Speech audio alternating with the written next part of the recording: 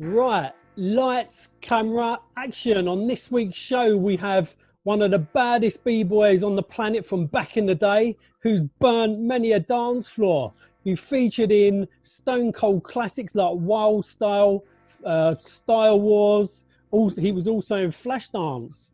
From London all the way over to the States, we got the one and the only legendary Mr. Freeze from the Rocksteady crew. Thank you for having me. How you doing, my man? I can't complain. What's going on with you? It's great to have you on board. And before we kick this interview off, I want to give a shout out as well to Dolby D for basically, setting this up. I'm glad you said it because I was going to drop two names, people I'm good friends with there. Dolby D, that's my man for years, an original b-boy out in London. And I want to say what's up to my man Banksy. Yeah. Well, big shout out to them too. And also one thing I do before I kick the interview off is, big shout out to all the key workers, doctors and nurses, because at the minute we're on this kind of lockdown thing amongst the, this COVID virus. I appreciate that. I agree with you. My wife happens to be right on the front lines at the ER in Manhattan. So yeah, it's pretty crazy what's going on. Yeah, so, big shout out to all of them. So, right, the first two questions I'll start off with, Mr. Freeze, is, basically, whereabouts are you from and what was it like growing up as a youngster? I was born in New York, 1963, September 7th. And a year later, we ended up moving to Paris, France. Why Paris, France? My mother and father met there after the war. My mother had her family there, so she was just amped on staying there. Fast forward some years later, around 68, 69, I have to say 69, my father, he would always come and visit. It was very interesting. As a child, he was there, he wasn't there. He was living in New York.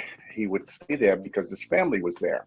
So my mother wasn't sure yet of what she wanted to do. So my father finally told her, the story goes, let's go to the United States. Let's move there.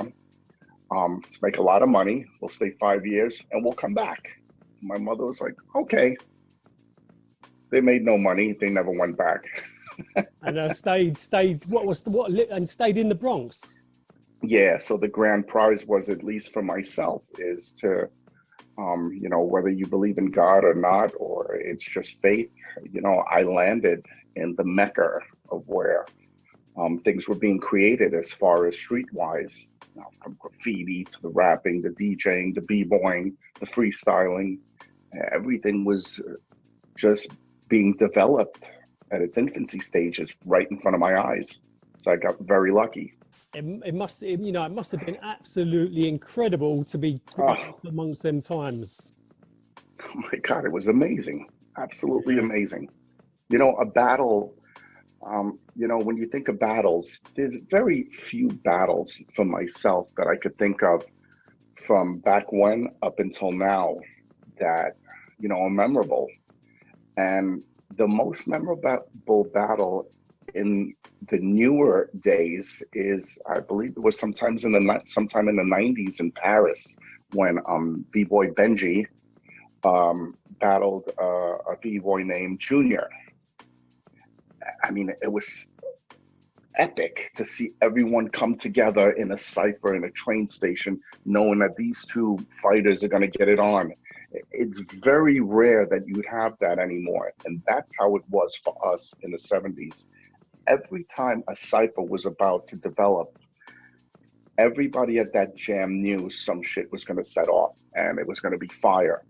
The exciting thing about it is, you had all these thugs, these tough guys, alpha males, and you don't know what was going to happen or what moves were going to come out, because that music made us feel in such a way that, we'll use the terminology, we just started breaking, like, the street terminology, like, yo, why's your mom breaking on you like that? Like, why did she scream at you like that? She reached the point where she was so angry that she just started wilding out and screaming. Same thing with the terminology of breaking.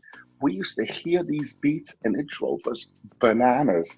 So it brought out, particular movements in our bodies, almost like someone talking in tongue, and the moves were being developed as it's going on.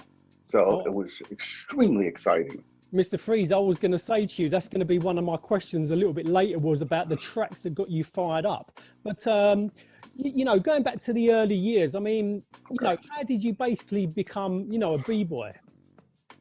Well, the neighborhood I moved into was very close to a stadium called Yankee Stadium in the Bronx. So I lived at a place called 1130 Anderson Avenue. And in that particular area, as a little white boy in a predominantly brown and Latino neighborhood, there was always some music going on, especially on the weekends. And at a particular spot where a lot of movies now film scenes there, it's a big staircase that goes all the way down into the park. There was a lady that would blast music out of her house. And sometimes they would just bring out, a turntable with speakers and connect it to the lamppost, and people would just party dancing. Now, understand when I, the birth of it doesn't mean that people set it into a circle and they're going to start practicing and breaking. No, people were just dancing, and sometimes, yes, the circle would form when people would stop dancing with each other, male on female, and a battle would start, stand-up battle. It was at one time where I can't remember the gentleman's name, because I didn't know him. I was much younger, very tall, dark gentleman, big afro. I remember he was freestyling. He jumped up in the air very high, brought his knees up to his chest, grabbed them, and before he hit the ground, he completely laid out into a pose. Wow, amazing. And he did it so quickly and swiftly with style that, everyone was like, what was that?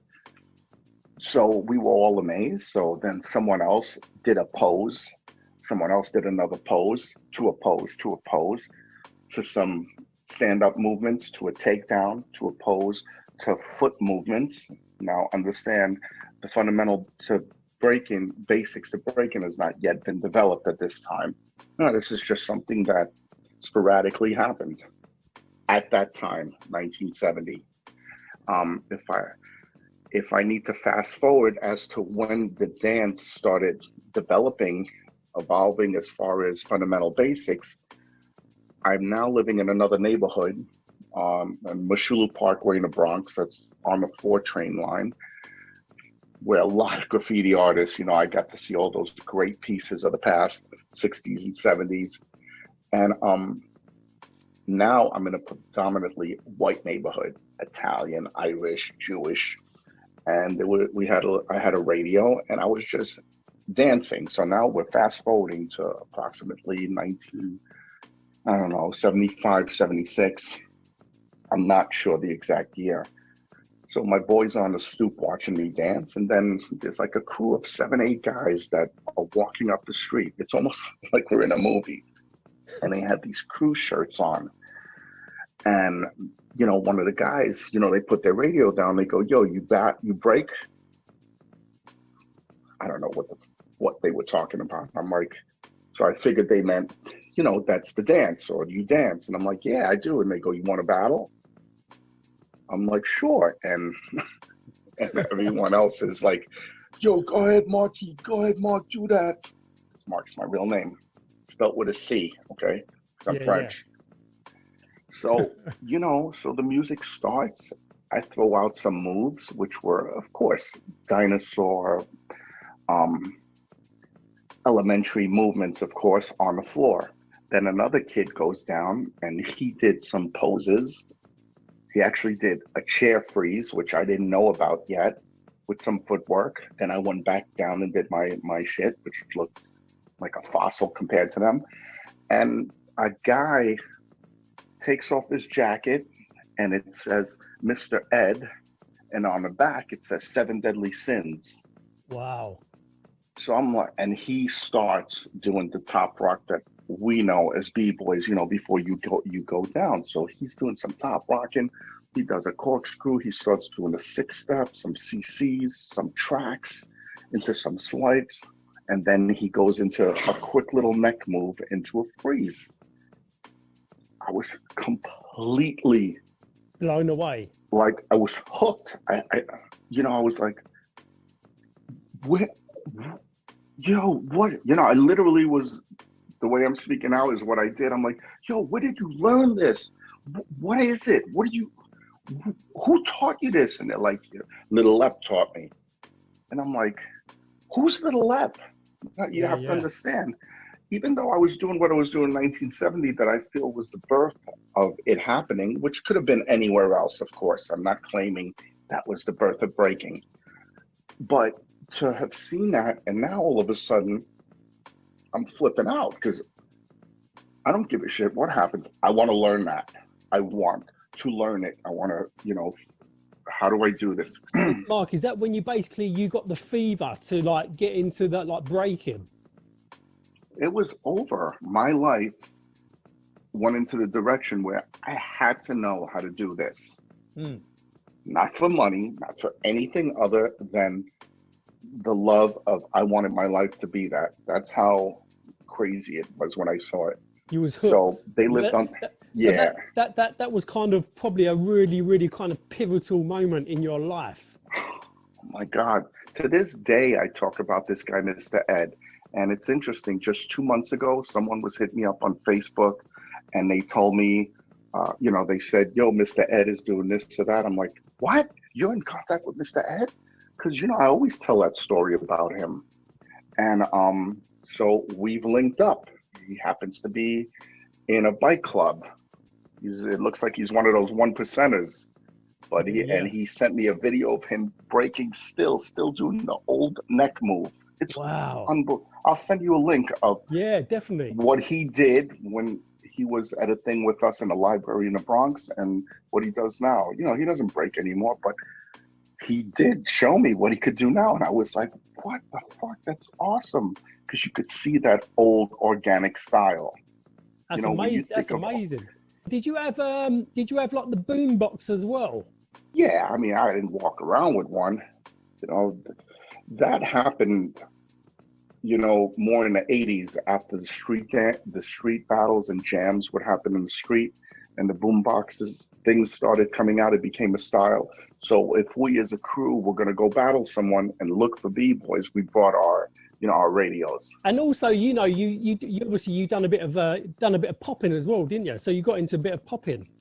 Yeah, I did. So there was a kid named Eric who was from the Bronx that went to Arizona for some years, and he came back and he started doing these, just little movements, not really popping, but like hitting and doing floats and shit like that. And I was like, holy shit, that is dope. Because I used to do street mime. I was a mime, so I knew how to do the backside and particular styles of floating, but not the way the street dancers did it. So, I got into that.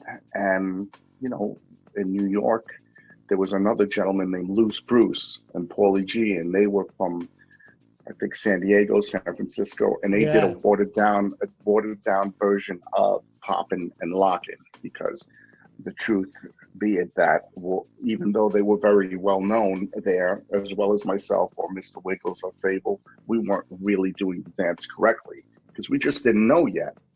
So we kind of went back to school when we met Sugar Pop, Poppin' Pete, Skeeter Rabbit, Boogaloo Sam, and was like, oh, now I get it. Until you perfected your skill, and then you was like on a different level. Yeah, I was on a different level, but as far as popping and locking, I was never on the level of, Poppin' Pete, Poppin' Taco, Shabadoo, Fluky Luke, Don Campbell. It just wasn't, because they had far more experience in that type of movement and that lifestyle. Because those particular dances were not just something that you learn in a dance class. You lived it. It's that simple. A graffiti artist, he lives it. Same thing with an MC, a DJ. You can't just futz around here and there and expect that you're going to be rocking. Yeah, you got to be on it 24/7. Sure. 7 days a week. And you know, the Rocksteady crew formed in, I think it was 1977 by Jojo and Jimmy D.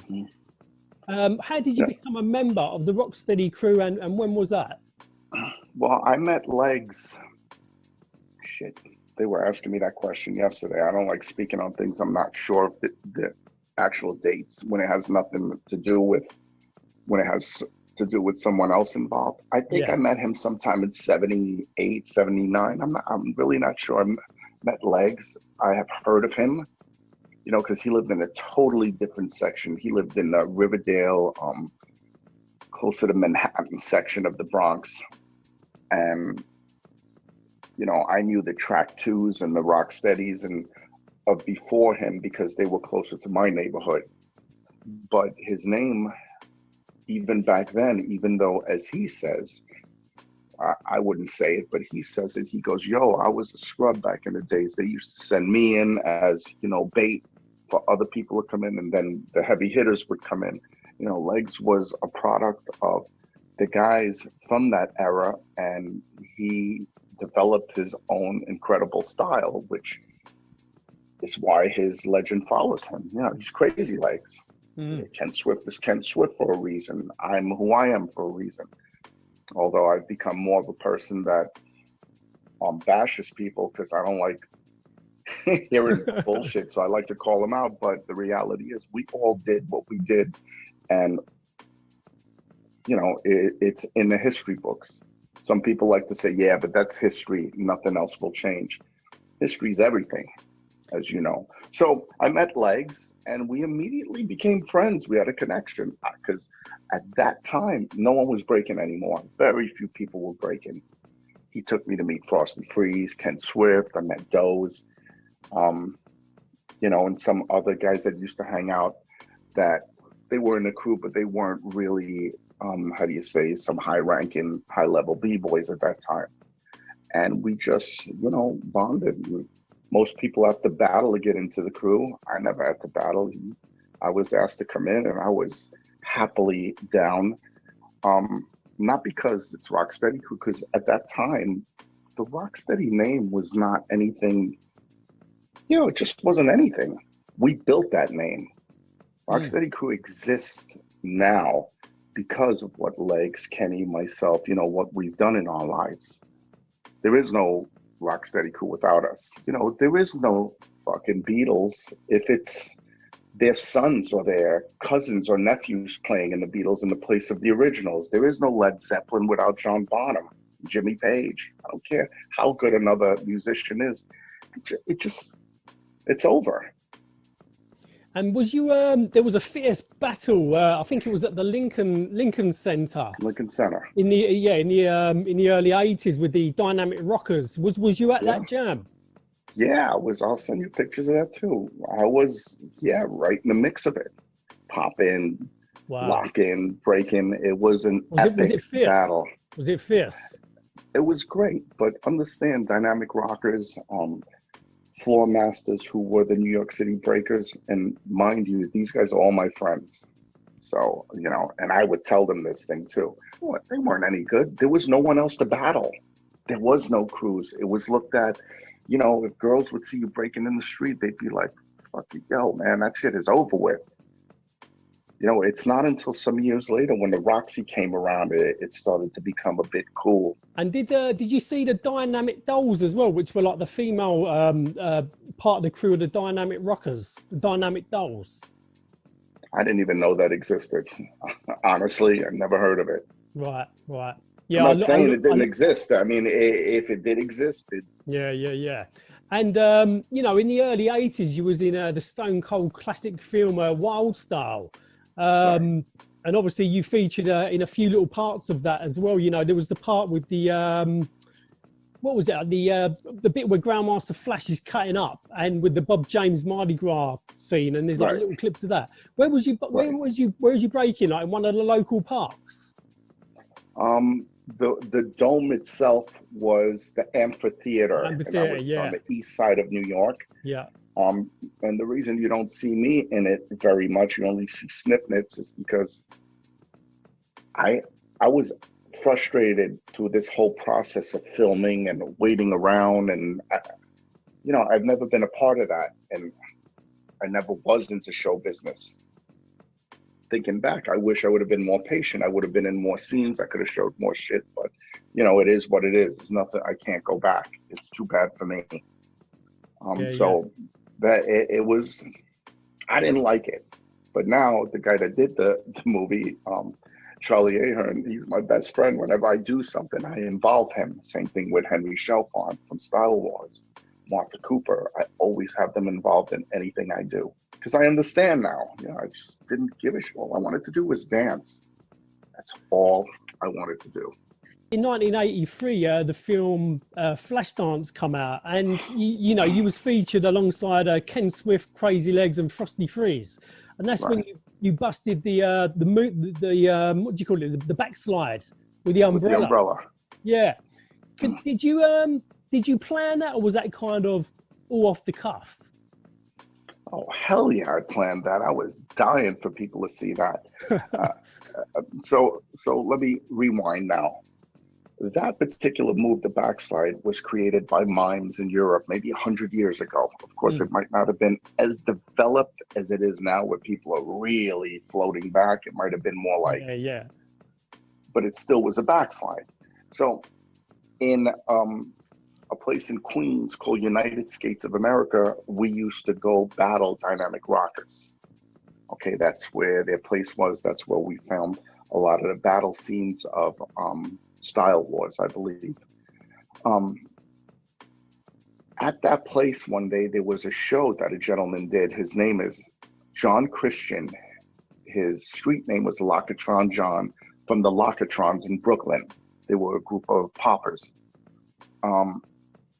He's in a brown costume with sparkles, and he starts popping, and then he's like moving really slow, and he pulls out an umbrella and goes against the wind, and then he pulls it back, and he does the backslide. And I was like, holy shit, that was unbelievable. Because I've never seen that. Again, this is something that somebody sees for the first time in their life, and you either go, oh, that's good, or you're amazed. So I became friends with him over the years, and I'm like, John, is there any chance you mind if I use that with the backslide with the umbrella? Because at that time, well, still to this day it is, but especially at that time, it was absolutely forbidden to do anyone else's moves. I mean, you get your ass kicked by your own crew members, or at least insulted. So, I'm sorry, Edgar. So it was absolutely cardinal rule number one in the culture of hip hop. It is absolutely forbidden to bite someone's shit. And if you're going to, at least ask permission and change it up a bit.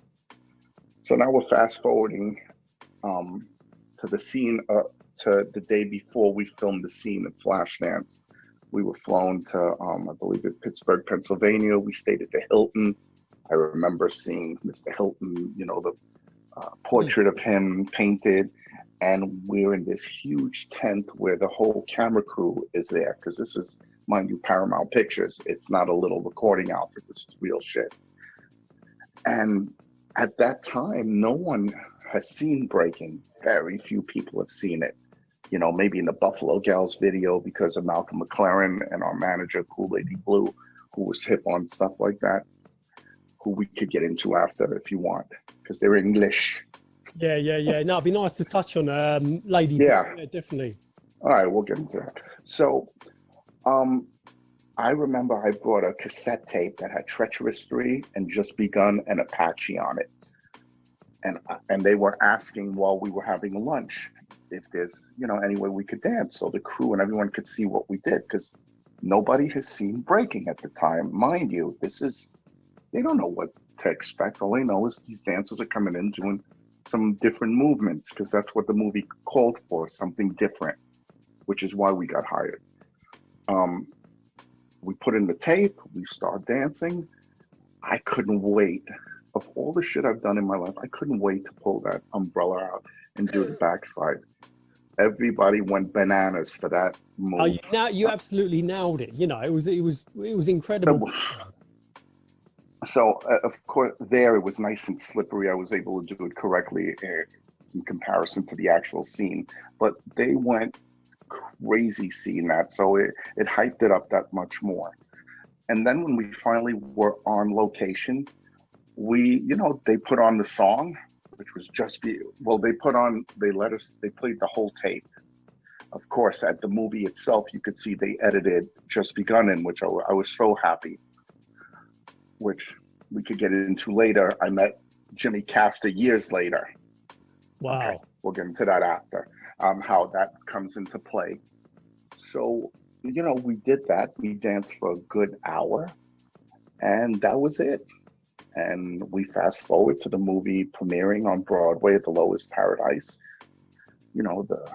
The press is there, coming in with our fresh shell top Adidas, with our Lee jeans, our mock necks. We're all ghetto fab. We're sitting down next to each other watching a whole movie, being like, man, when do we come out? And all of a sudden, and the speakers, and I mean that, it hit so hard. It wasn't a remake of the song, it was the actual song, and I was so amped because I brought that cassette there. We were I'm getting chills talking about it now. I remember Frosty was to my right, there was Legs, Kenny was to my left.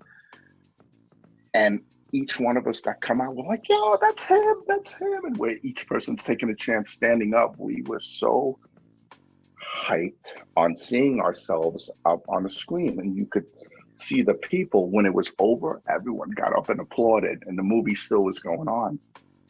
So when it was over, we go outside, the press is waiting for us, they're taking pictures of us.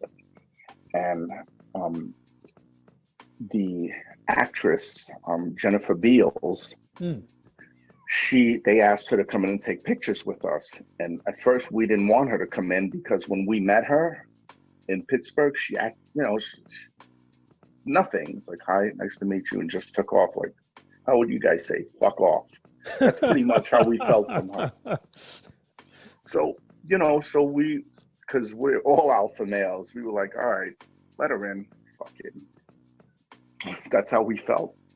So she got in the middle and she took pictures, and it ended up being, an epic evening because we just, how do you say, it was just something amazing to have a big outfit like Paramount Pictures film us, and now we're like, all right, it looks like there's a chance something's going to happen for us. We didn't know what. We weren't looking at making a living at it, but we just knew something was special.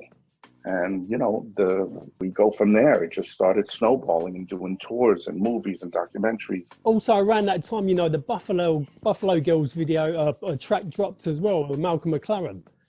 And, being from the UK, from London, we hadn't really seen breaking before. So that's kind of like the first time that we'd properly seen, like, people breaking, and like the other elements of hip hop thrown in as well, with the DJ and the graffiti and all that. So, Rocksteady Crew had a huge impact on us kids in the UK, an absolute massive impact. It's absolutely incredible. So how did you get a part in the Buffalo Girls video? Okay, so we were introduced to Malcolm McLaren through our manager, who was the one that actually got us the movie FlashDance. Her name was Ruza Blue, which I believe she used to be a dancer, and she's English. And she met Crazy Legs in New York. I believe at the time she might have been managing Africa Bambaataa. And that's how we met Blue, through Legs, and she's the one that got us to be in the Buffalo Gals video, because Malcolm was doing, once the Sex Pistols things was done, because he was managing Sex Pistols, he did this hip hop thing, and he did a wonderful job at it. And we got involved in the video, and that shit just hit hard. I believe it was even before FlashDance, if I'm not mistaken. It was the end of 82 or early 83. It was around there where it was kind of first shown on TV. Yeah, I think it was before FlashDance. I could be wrong, but either way, it doesn't matter. No. We got all this work through Blue, and to this day, I'm still best friends with her. I love that woman. Yeah, I mean, I'd love to interview her. She must have an amazing story as well, amazing history. When you look at hip hop, you know, most people who are ignorant to it, you know, they think of someone with their pants sagging, and it's the furthest thing from the truth. I mean, if you Google Martha Cooper, Henry Chalfant, Michael Holman, Bruiser Blue, you see a whole different visual of the faces of hip hop that were not only involved as a lifestyle, but that they documented everything. They have photos, films, voiceover. They have everything of us. Thank God they were around. Mr. Freeze, did you have like practice spots that you used to practice with the rest of the crew? No, I never was one to practice. A lot of b-boys did practice. I never understood that. Not to say that them practicing was whack. My shit was made up with feeling of how I felt in that circle. Maybe that's why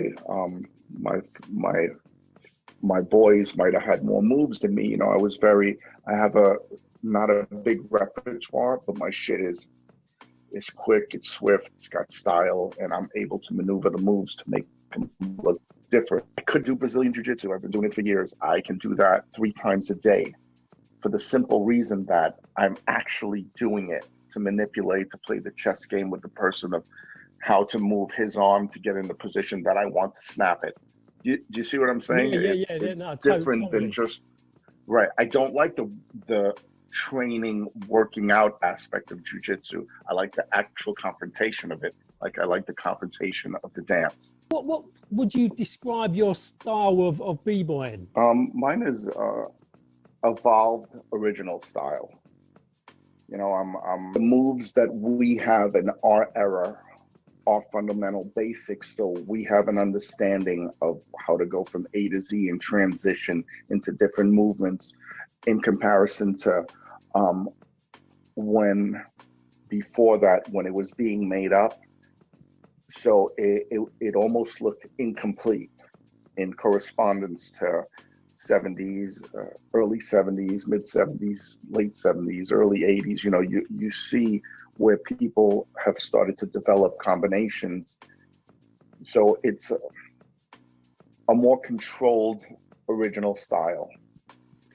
And with b-boy moves, I mean, it's basically like a combination of, you know, you could say martial arts, gymnastics, jazz dancing, like old funk moves. It's got all like a twist, a mixture of all kind of, you know, I actually see someone doing a head spin. I think it was from like the 1930s, spinning on his head. Yes. So, would you say some of those kind of old like kung fu styles and gymnastics, that all played a role in becoming a b-boy?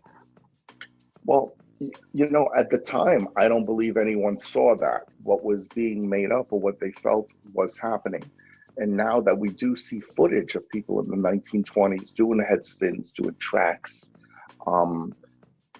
whipping their foot to go into a spin, it's very interesting to see that it existed before and we can't deny it. You know, I have a friend, his name is Track 2 from Star Child Rock. That's my man. He made up something called a track. But the reality is it was already made up before that. Not to say that he took it from there. I'm just saying there's a lot of things that are just made up before that. Our guys that we met that were either before us or we just never knew them because we were from different neighborhoods, and when we met they said they created certain things like a swipe. Swipe was going on for a very long time before that. The Africans were doing it in their repertoire. Yes, we're doing it from a 6-step. It's different, but it's not. It's like saying, you know, I'm punching you, but it's more original because I'm punching you from a different direction. No, man, the punch is the punch and the swipe is a swipe. So we have to reevaluate and who really created what, who's bullshitting and who isn't bullshitting. Mr. Freeze, was there like, you know, music was a massive part of that scene. Can you give me some of the tracks that would kind of blow you away, that would kind of get you fired up on the dance floor? Mardi Gras, Captain Sky Super Sperm to break the Super Sperm, Apache. Oh my God, Just So many. Begun, James Brown, Funky President. There was just so many funky ass songs back in those days, And you which is still, still used today. yeah, and you still listen to all those Stone Cold classics now. Hell yeah. Hell yeah. Yeah, You me know, I too. hear Give It Up and Turn It Loose, Come On, or Just Begun, or Apache. I hear Apache that was re-recorded so they didn't have to pay publishing rights on a commercial for an insurance commercial. I was like, what? And I'm watching a commercial, you know, not giving a shit about it, but I'm like, hell yeah, playing Apache. Yeah, Apache, it's crazy. I play Apache in my cab when I'm driving around London in my taxi. I love Mr. Freeze. I love talking about fashion as well. You know, fashion is a big part of, you know, of your look, your character. Can you tell me about some like the early fashion? Back then, you know, if we're talking from head to toe in my era, Pro-Keds sneakers, then it went to Pro-Ked 69ers, to shell top Adidas with Lee bell bottoms with the permanent crease and a zipper on the side.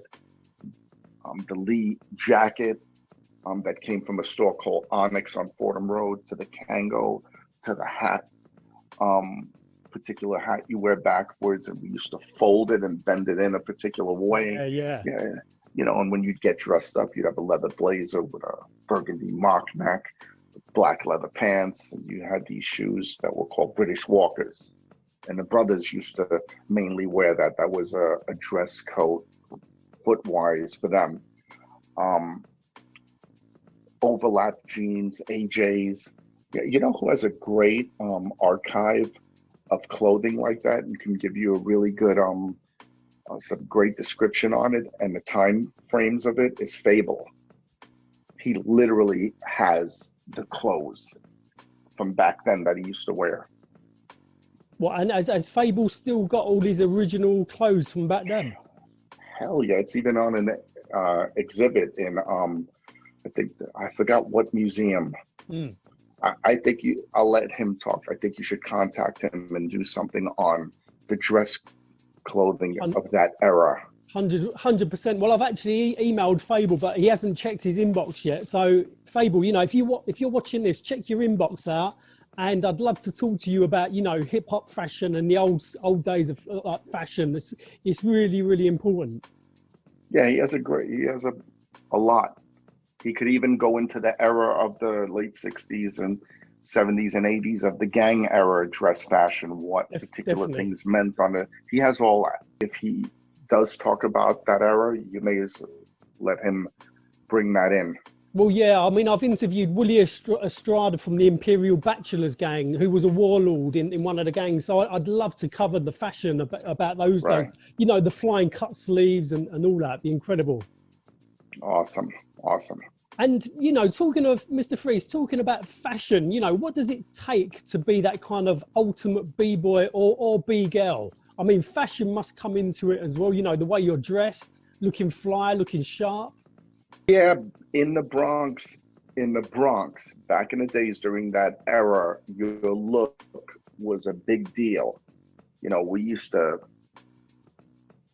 put on a pair of jeans and start doing moves to see what it looks like in the mirror when you're wearing it. It was very interesting. Everything that we wore was a reflection of our personality. Because we were who we were, so, you know, we were able to be flamboyant with those clothes. I mean, of course, not flamboyant with jewelry and all that type of sparkly shit, but our look was, you know, our look.